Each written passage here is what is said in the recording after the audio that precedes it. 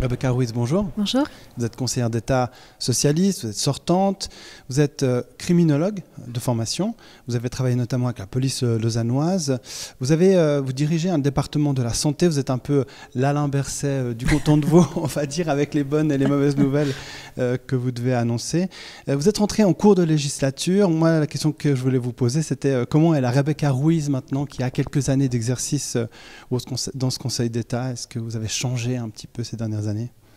Alors c'est vrai que ça fait 3 ans que je suis conseillère d'État et que, disons, j'ai pris mes fonctions quelque temps avant un moment exceptionnel qu'on a toutes et tous vécu, la pandémie, la gestion de cette pandémie qui forcément a chamboulé nos vies à toutes et tous, mais aussi la vie du département de la santé et de l'action sociale. Alors est-ce que j'ai changé? Je ne crois pas trop, disons, je pense que je suis toujours la même, en tout cas individuellement. Par contre, c'est vrai que la gestion de cette crise aura accéléré un certain nombre d'apprentissages et m'aura aussi fait voir, disons, des aspects de la gestion sanitaire que j'aurais certainement vu de manière différente ou en tout cas moins accélérée si le Covid n'était pas passé par là. Vous avez eu 40 ans il y a quelques jours, félicitations. Vous avez presque 20 ans de politique quand même déjà à votre actif. Initialement, qu'est-ce qui a fait ou qu'est-ce qui fait de vous une socialiste ? Alors c'est vrai que ça fait un certain nombre d'années que je me suis engagée au Parti socialiste lausannois d'abord et puis j'ai commencé ma carrière politique à Lausanne au conseil communal. Je présidais aussi le Parti socialiste lausannois, ensuite le Grand Conseil, puis le Conseil national. Donc j'ai eu le privilège de pouvoir participer à la vie politique aux différents échelons institutionnels du pays. Et c'est vrai que je me suis engagée en politique, j'avais une petite vingtaine d'années, dans le sillage d'un engagement familial. En fait, mes parents faisaient de la politique. Donc, quand j'étais enfant, au Parti socialiste espagnol, donc enfant, j'accompagnais beaucoup mes parents dans des séances, disons dans des meetings, dans des congrès du Parti socialiste. Donc, ce goût, en tout cas, du débat et de la politique est venu par les discussions à la maison, également avec la famille plus éloignée en Espagne. Et puis, c'est autour de 20 ans, j'étais à l'université que j'ai là décidé de faire le pas, de m'engager pour une société plus juste. En fait, les valeurs de mes parents m'ont été inculquées aussi très, très personnellement, aussi pour l'égalité entre les hommes et les femmes. Vous avez une responsabilité, vous et Nouria Goretti, Cécile Amarel, de montrer l'exemple pour l'engagement des femmes en politique aussi, pour cette égalité femmes-hommes qui revient aussi beaucoup dans ces programmes politiques pour cette élection. Je ne sais pas si on a une responsabilité individuelle, mais ce qui est certain, c'est qu'on est les trois issus d'un parti politique, le PS, qui a toujours beaucoup fait confiance aux femmes. Je vous évoquais avant le fait que j'avais commencé ma carrière à Lausanne.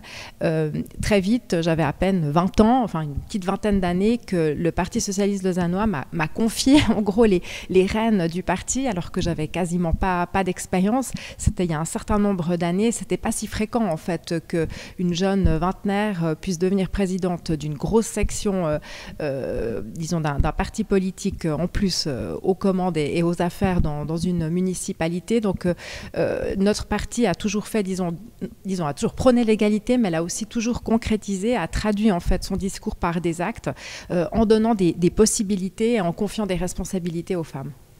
Alors là, pas d'égalité, je vous donne le pouvoir total. Vous arrivez, vous retournez au Conseil d'État, vous avez le droit à une réforme d'un coup de baguette magique. Quelle serait-elle ? Bon, alors ce qui est sûr, c'est qu'après 3 ans, vous savez que le coup de la baguette magique, ça fonctionne pas. Ça fonctionne évidemment pas comme ça, parce que vous êtes jamais tout ça. Bien sûr, vous donnez des impulsions, vous venez avec vos valeurs et avec vos projets personnels, mais c'est toujours un travail d'équipe déjà avec votre équipe au sein de l'administration, avec le Conseil d'État. Des fois, il faut aussi évidemment, souvent même, passer par le Grand Conseil, et donc il faut convaincre. Mais c'est vrai qu'on a des enjeux extrêmement importants pour les prochaines décennies et pour la prochaine législature. Il y a un sujet il y en a plusieurs, mais il y a un sujet qui me tient à cœur, et je sais que le Grand Conseil y tient aussi, c'est de pouvoir maintenant, disons, mettre en œuvre et en musique toute la politique du handicap dans notre canton, puisqu'il est vrai qu'on n'a pas de loi cadre dans le canton de Vaud qui, disons, qui ancre la participation, l'inclusion des personnes en situation de handicap dans toutes les sphères et dans tous les lieux de la vie publique et politique. Je le disais, en fait, vous avez été la ministre vaudoise de la crise. Désolé pour ce titre. On peut peut-être reparler plus tard des personnes en situation de handicap, mais vraiment, il y a eu beaucoup d'inquiétudes, beaucoup de critiques, beaucoup de soutien aussi, des fois, par rapport au système médical. Est-ce qu'il y a vraiment des choses à changer? Il y a ce problème des lits, notamment dans les soins intensifs, qui ont bloqué voilà, tout un système et qui ont fait qu'on a dû prendre ces mesures aussi radicales. Des choses à changer dans le système médical vaudois, en l'occurrence?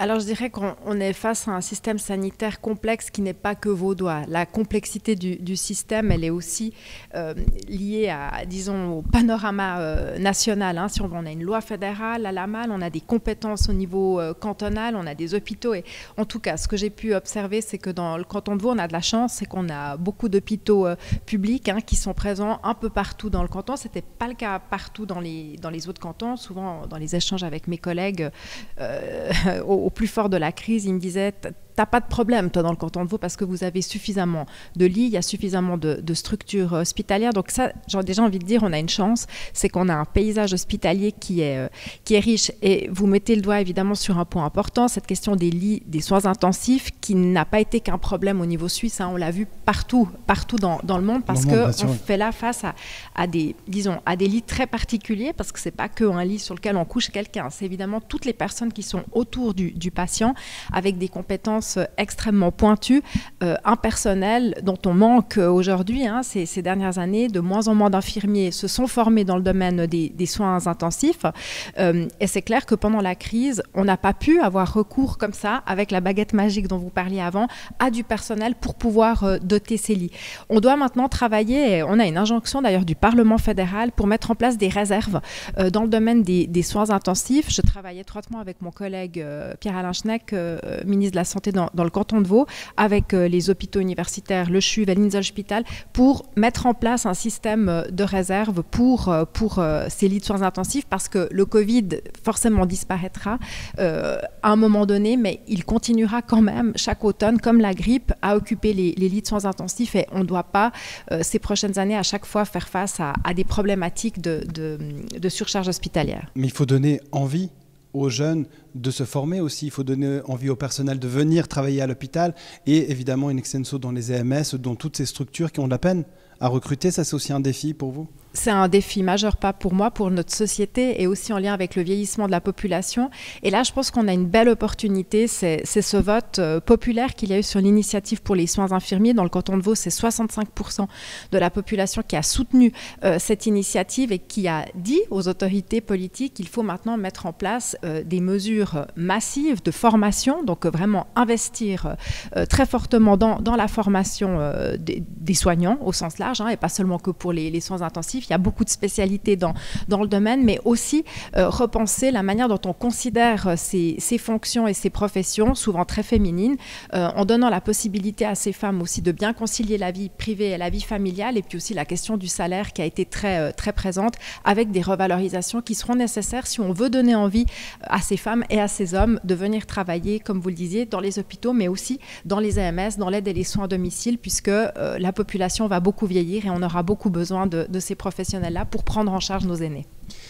Qu'est-ce qu'on doit faire dans le canton de Vaud pour accueillir ce vieillissement de la population, pour s'occuper des personnes qui, qui, dans quelques années, dans quelques décennies, seront retraitées et qui feront partie vraiment de ce groupe de personnes vieillissantes? Oui, c'est un chantier majeur. Je vous donne juste un chiffre. Je vais vous donner un chiffre.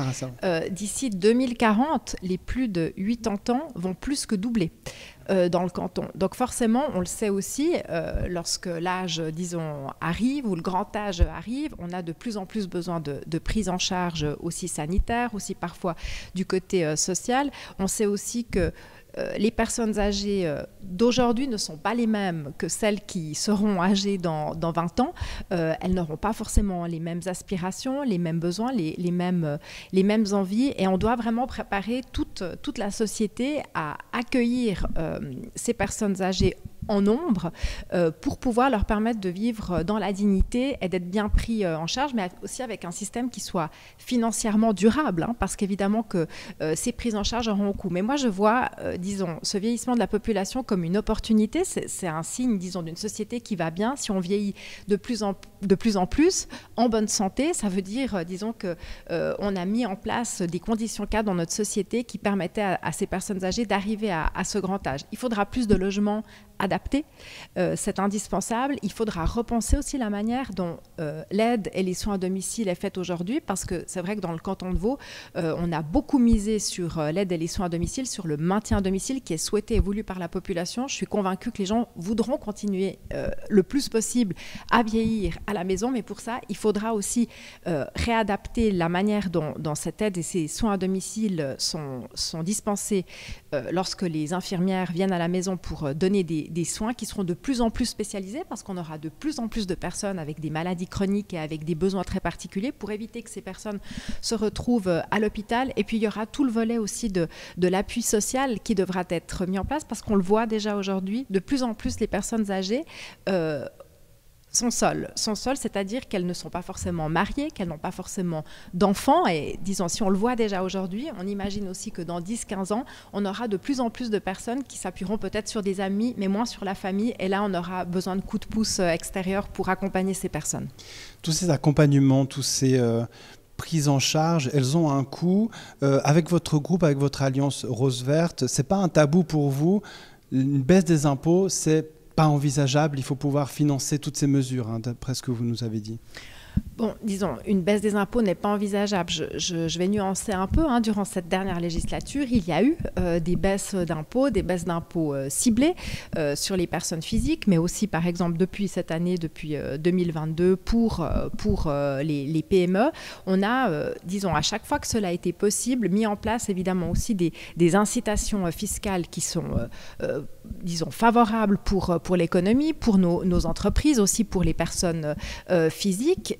Mais disons, ce n'est pas un programme en soi pour nous, pour l'Alliance de gauche, comme vous le dites, de baisser les impôts. Parce que si notre canton a la chance aussi aujourd'hui de pouvoir bénéficier d'infrastructures qui sont solides, de prestations dans le domaine social, dans le domaine culturel, dans le domaine sanitaire, disons, dans toutes ces sphères indispensables pour que la population vive bien, qu'elle soit sûre d'être bien prise en charge, que la qualité de vie soit bonne, c'est aussi parce qu'on s'est donné les moyens, disons, de gérer les finances disons, de manière maîtrisée, en pouvant, lorsque c'est nécessaire, à certains moments donnés, faire des baisses d'impôts, mais aussi en préservant la manne, disons, financière de l'État, qui lui a aussi permis de faire face à cette crise importante, sans se demander, comme c'est le cas dans d'autres cantons, comment on allait faire face à une dette beaucoup plus importante. On n'a pas eu ce problème dans le canton de Vaud et c'est une chance.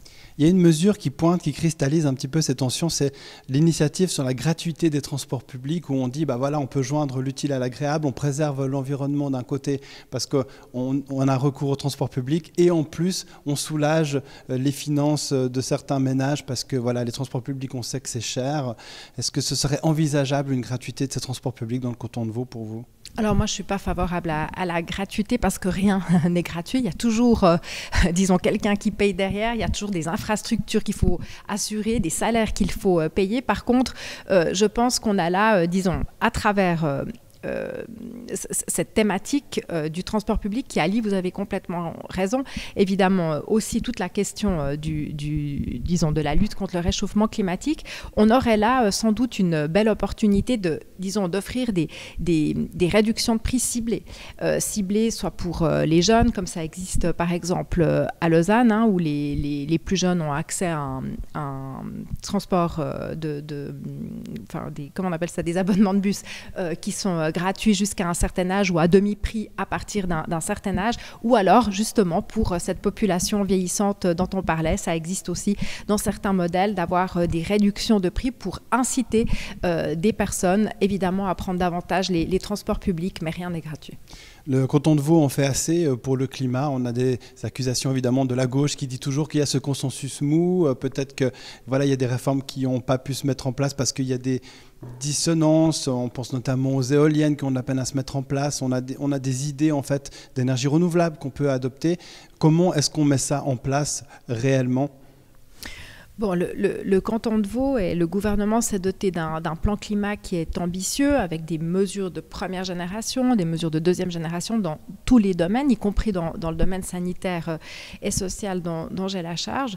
Je crois qu'on a été ambitieux et qu'on a le soutien du Grand Conseil sur ces questions, même si la majorité ne nous est pas toujours acquise. Il y a le centre qui est souvent favorable à ces mesures, mais ce ne sera pas suffisant. On voit bien aujourd'hui les effets délétères du réchauffement climatique. Par contre, je ne fais pas partie des gens qui se résignent et qui pensent qu'on ne peut pas agir. On a encore évidemment des marges de manœuvre à disposition, investir massivement dans les énergies renouvelables.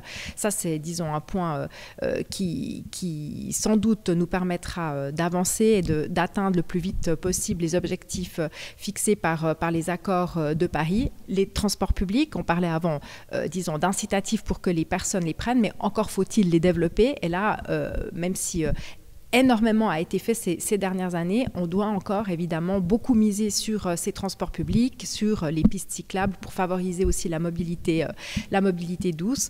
On a encore du travail, mais disons, de ce point de vue-là, je pense que la prise de conscience sociétale est là et on aura du soutien pour mettre en place toutes ces mesures. Merci beaucoup, Rebecca Ruiz. Merci à vous. Bonne campagne.